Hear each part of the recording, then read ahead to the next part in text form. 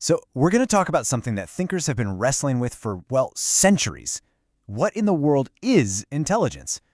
Today, we're going to dive into a pretty radical new way of looking at it, a framework that pulls together 100 years of scattered ideas into one single map. You know, for as long as we've tried to understand our own minds, we've been caught on this one question. Is intelligence some single core thing you either have or you don't, or is it more like a big, messy toolbox full of different skills? Honestly, for decades, the answers have been all over the place. For the longest time, the answer felt pretty simple. Intelligence was your IQ, just one number that was supposed to capture everything about how smart you were. But of course, that didn't feel right. It felt incomplete. So then the idea of EQ, your emotional quotient, popped up. It recognized that, hey, understanding people and emotions is its own kind of intelligence, and a super important one at that. And it didn't stop there. Then came AQ, the adversity quotient. Basically, how resilient are you? The whole picture of what intelligence means was just splintering into more and more little pieces.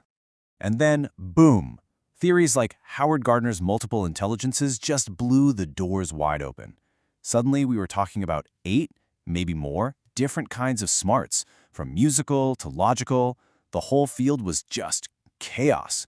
A bunch of puzzle pieces with no box to put them in. So, how do we put this all together? Well, here's our game plan. First, we'll really dig into this puzzle. Then we'll introduce this unifying idea called the Ouroboros theory. We'll check out what makes it tick, and finally, see how it gives us a brand new map for what's coming next. All right, first up, the intelligence puzzle. We've got a century of brilliant ideas that just don't seem to talk to each other. This is exactly where the Ouroboros theory steps in. Think of it as a master key designed to bring some order to all this chaos. It gets its name from that ancient symbol of a serpent eating its own tail, and it's a perfect fit. The core idea is that intelligence isn't some fixed thing you have. No, it's a living, breathing system where every single part is constantly feeding back and influencing every other part, all in one continuous loop. So that sounds cool, but how does this framework actually work? Let's break it down and see how it manages to organize all those different ideas about what it means to be intelligent. Now, what's so powerful about this is how it settles the oldest argument in the book. Is intelligence one thing, or is it many things? The Ouroboros theory basically says, yes, it's both. It sees intelligence as one single unified system that shows up in all these different diverse ways. And it cracks another big paradox, too. Is your intelligence locked in, or can it change? And again, the answer is both. We have stable, predictable parts of our intelligence, like our core logic, but it's also a dynamic system that's constantly adapting, constantly growing with every experience. At its core, the theory lays out 8 key facets of intelligence, all built on 4 pillars: unity, paradox, symmetry, and balance. Now, these 8 things aren't separate intelligences in the old sense. A much better way to think about it is like organs in a body, all different, but all working together as part of one integrated system. And here, this is where it all just clicks. This framework doesn't throw out old ideas like IQ or social quotient, not at all. It just says they were incomplete. They were each looking at one little piece of a much, much bigger picture. It shows how our logical, systemic side connects to what we called IQ, while our relational side is all about social intelligence. It all finally fits together.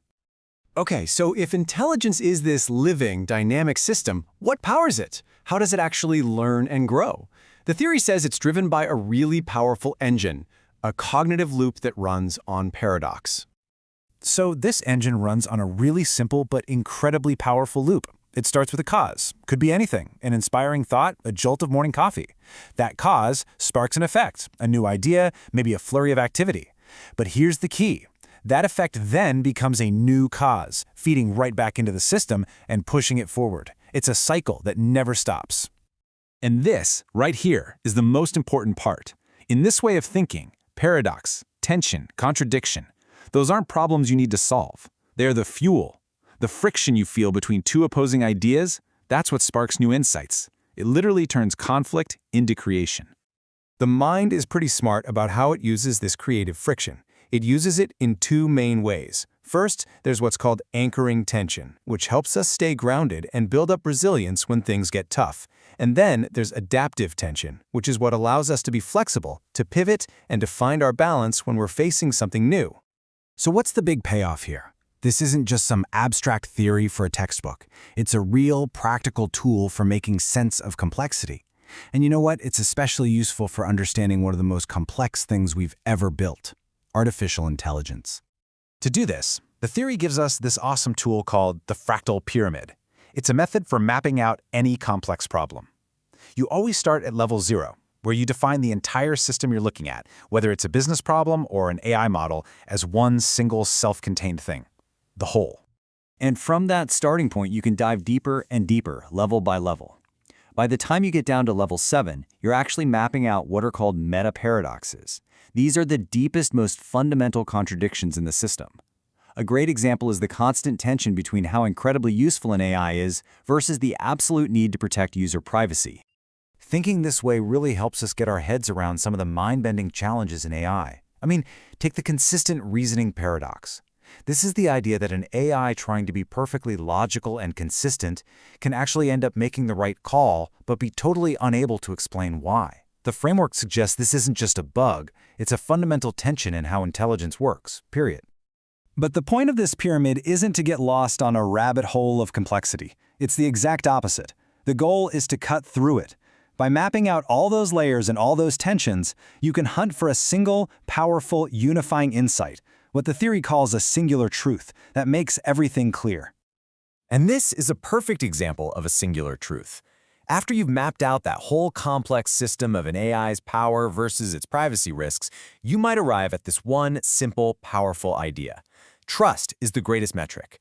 It just cuts through all the noise and anchors the whole abstract debate in a core human value.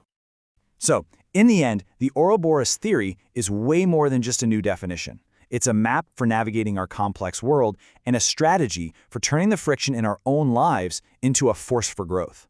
And it leaves us with a really personal question. What paradox, what tension in your world are you going to use as your own engine for growth?